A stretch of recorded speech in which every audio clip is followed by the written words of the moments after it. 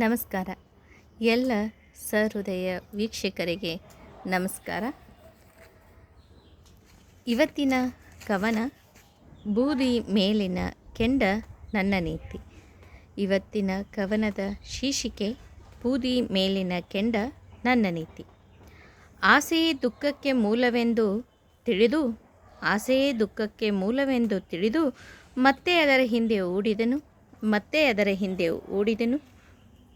ಜಾತಿಯೇ ಪ್ರೀತಿಗೆ ಮೂಲವೆಂದು ತಿಳಿದು ಮತ್ತೆ ಅದರ ಮಾಯೆಗೆ ಸಿಲುಕಿದೆನು. ವಾತ್ಸಲ್ಯವು ಹತೋಟಿಯ ಮೂಲವೆಂದು ತಿಳಿದು ಮತ್ತೆ ಸ್ವಾತಂತ್ರ್ಯ ಬಯಸಿದೆನು. ಸೋದರತ್ವ ದಾಯಾದಿಗಳ ತಿಳಿದು ಮತ್ತೆ ಆಧಾರವಾಗುವರೆಂದುಕೊಂಡೆನು. ನೀತಿ ಹೇಳಲೆಂದು ಅರಿತು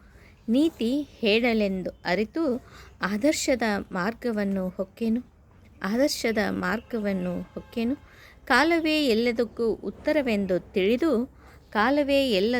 ಉತ್ತರವೆಂದು ತಿಳಿದು ಉತ್ತರ ಹೇಳಲು ಹೊರಟೆನು. ಜಗದ ನೀತಿಗೂ ನನ್ನ ನೀತಿಗೆ ನಡುವಿದೆ